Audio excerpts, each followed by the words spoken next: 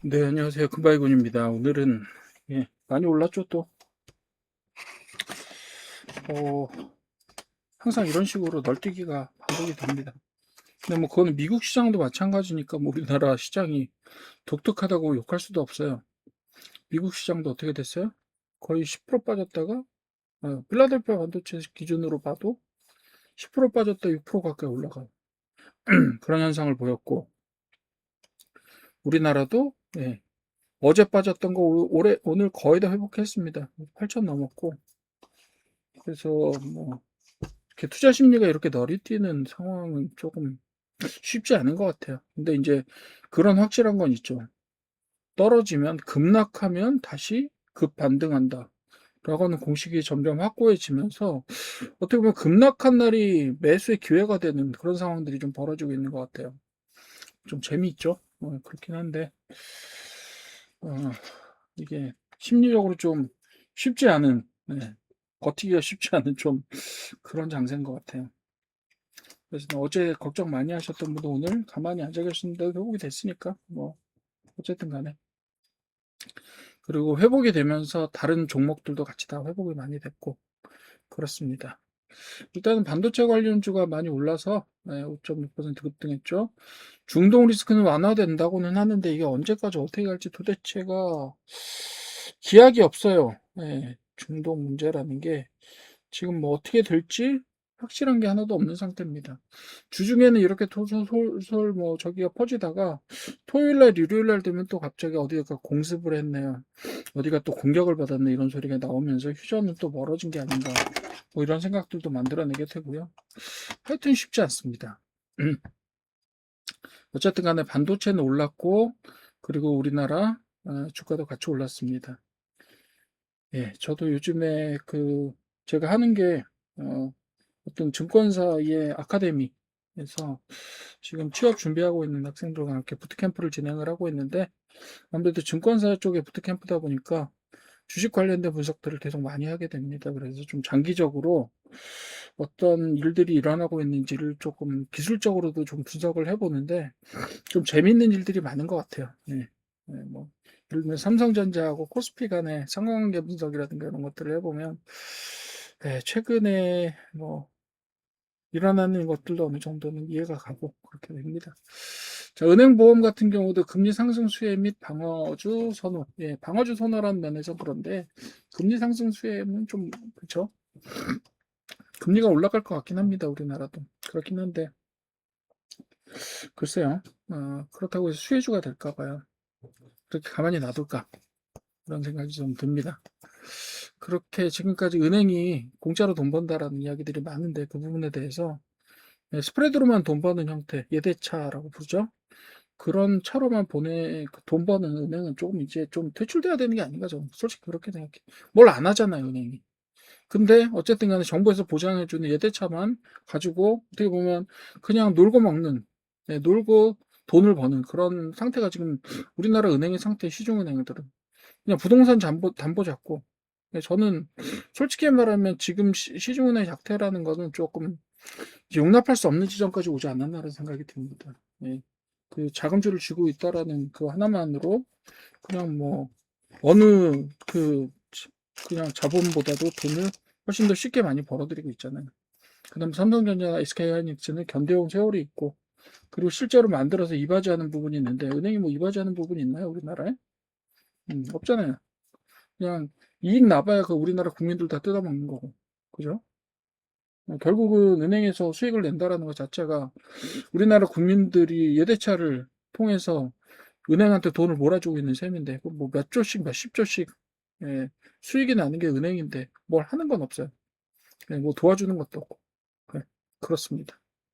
그래서 이런 식의 무의도식 혹은 불로 예, 이런 거말로 불로소득이죠. 그야말로 이런 것들은 조금 이제 사회에서 좀 바라봐야 되지 않을까 그렇게 생각합니다. 뭐 은행 보험 그렇다. 그래서 금리 상승 수혜를 본다. 배가 좀 아픕니다. 솔직히. 왜 금리 상승하는데 은행이 수혜를 봐야 됩니까? 네. 그런 부분이 있고 광통신 통신 장비 5G는요. 아마존하고 코닝 간에 수십억 억불 달러, 우리나라 돈으로 수조 원 이상의 공급 계약이 체결이 됐다라고 하는 이야기가 돌고 있습니다. 근데 왜 우리나라 주식이 올라요? 간접적으로 수혜볼 만한 종목도 하나도 없는데. 그냥 코닝입니다. 코닝은 엔비디아도 투자를 했고 내부적으로 그 데이터 센터 내부의 광통신 부분들에 대해서 예, 광통신에 대해서 약간 예, 좀 어느 정도는 자신 있는 기술력을 확보를 한 것 같아요. 근데 그에 비해서 우리나라는 예, 없습니다. 솔직히 기술 없어요. 기술 없는데 괜히 있는 척하면서 혹은 테마로 띄워서 돈 좀 먹겠다라는 생각밖에 없는 것 같아요. 그건 제가 볼 때는 이 회사들한테 잘못이 있는 건 아니고요. 그냥 그걸 기화로 해서 돈을 좀 주면서 빼먹겠다고 생각하는 누군가의 세력들이 아닐까라고 생각이 듭니다. 네, 우리나라 광통신 업체들 꽤 많은데 어느 정도 규모가 되고 그리고 데이터 센터까지 진출할 수 있는 업체는 거의 없다라고 봐도 무방합니다. 지금 이렇게 계속해서 테마가 주목을 받는데도 딱히 뭐 하나 한다는 업체가 없어요. 네. 딱히 한다는 업체가 없고 그동안에 한참 튀어올랐던 몇몇 광통신하고 통신장비 업체들은 그야말로 미천이 드러나서 지금은 이제 상승 대열에도 합류를 못하고 있는 상황입니다. 그래서 여기서 광통신 통신장비 5가 주목받고 있다고 해서 지금까지 올라왔고 그것을 선도했던 회사들이 계속해서 같이 수혜의 기대를 입고 올라가는 게 아니라 순환매가 나오고 있잖아요. 순환되면서 어떤 종목 올라갔다가 어떤 종목 떨어지고 이건 뭐예요? 수혜를 입을 거라는 예상이 전혀 안 된다는 이야기입니다. 한마디로. 저는 좀 그렇게 비관적으로 봅니다. 기본적으로 비관적으로 봐야 네, 된다고 생각을 하고요. 증권주 역시 코스피가 8%, 코스닥 6% 급등의 수혜를 기대하고 있습니다. 그죠? 그래서 증권주 같은 경우도 마찬가지로 네, 시장이 커졌기 때문에 뭐 그냥 공짜로 돈 벌었죠. 솔직히 말해서. 그동안에 매매 수수료 이런 것들 많이 벌었을 텐데, 그게 자기들이 뭘 잘해서 그런 게 아니라 시장이 그냥 자연적으로 확대되면서 돈을 좀 벌었습니다. 네, 증권회사도 무리도식하기는 마찬가지네. 네, 그렇게 봅니다. 우주항공 스페이스X는 드디어 이번 주 안에 이제 스페이스X의 상장이 다가왔고요. 그래서 과연 스페이스X가 어떤 성적을 보이느냐에 따라서 우주항공지의 운명이 많이 갈릴 것 같아요. 사실은 스페이스X가 어떻게 되건 간에 우주항공주는 예, 저기를 받을 수 있으면 예를 들면 스페이스X에서 수주라도 좀 할 수 있으면 그 수혜주가 될 거고 예, 이도저도 아닌데 괜히 같이 따라 올라간 종목들도 많다고 생각합니다. 예, 그래서 그런 부분들에 있어서 각종 이제 그 기술 관련된 그 중견 혹은 중소기업들이 상당히 많은데 그런 회사들이 좀 수혜를 봤으면 좋겠어요. 네.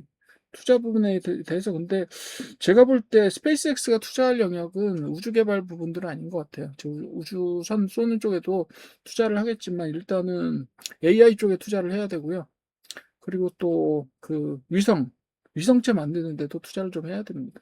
위성체를 많이 만들어서 많이 쏠수록 어쨌든 비용을 감소하는 거니까 그런 형태로 아마도 위성체를 확보하는데 자금이 들어가고 AI를 좀 더 강화시키는데 돈이 들어갈 겁니다. 아마 일론 머스크가 다른 업체들하고 경쟁이 치열해서 돈을 계속 못 벌고 있더라도 AI를 포기할 것 같지는 않아요. 향후에 어떤 비저너리한 그런 부분들이 있기 때문에 그럴 것 같고요.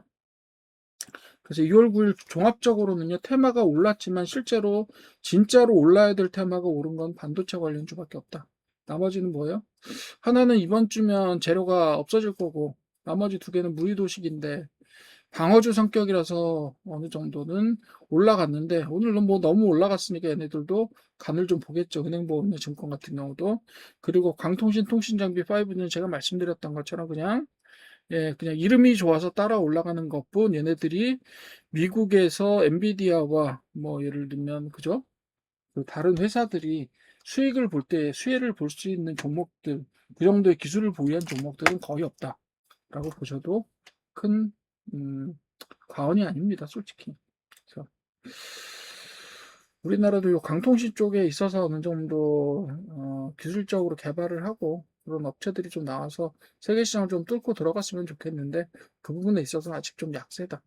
자, 뭐 해봐야 광 케이블 정도 예, 공급할 수 있을 정도의 수준이다라고 보시면 될 것 같아요. 예, 대한광통신 같은 데서 광 케이블 정도 공급할 수 있지 광소자나 아니면 광반도체나 이런 것들에 들어가면 그래서 당해낼 업체는 아무도 없을 거라고 봅니다. 기술 개발할 만한 능력이 있는지도 잘 모르겠어요. 예, 기업들이 체력이 다들 약하기 때문에 매출이 다들 안 나오잖아요. 뭘 가지고 투자하겠어요. 네. 그렇게 보시면 되고 투자가 필요 없는 은행보험이나 증권 같은 데들 예, 그냥 물 들어올 때 배 띄워서 그냥 올라가는 것 뿐입니다. 예, 자기들이 뭐 한 건 없어요. 그렇죠? 한 종목은 제대로 올라갔고 올라갈 거고 그리고 두 개의 테마는 그냥 하는 일 없이 시류가 좋아서 올라서 타먹은 거고 하나는 가능성 없는데 괜히 이름 좋아서 올라가는 거고 하나는 이번 주 안에 재료가 소진됩니다. 뭐 이렇게 구성이 돼 있어요.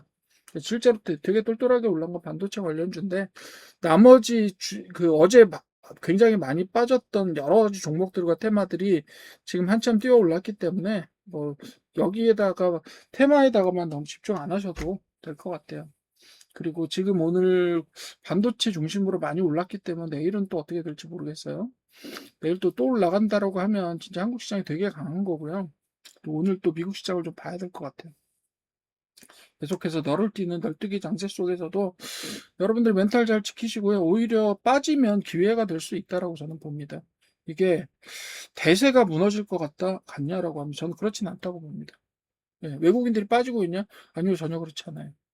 예, 오히려 투자 비중이 좀 더 커졌습니다. 우리나라 시장에서 차지하는 비중이 좀 더 커졌어요. 그러니까 그런 부분들 생각하시면 예, 아직까지는 뭐 비관적인 견해는 아직까지는 기우다라고 저는 봅니다. 네, 그렇게 보고 가시면 될 것 같아요. 자, 오늘 6월 9일 주요 테마는 이 정도로 정리하겠습니다. 감사합니다.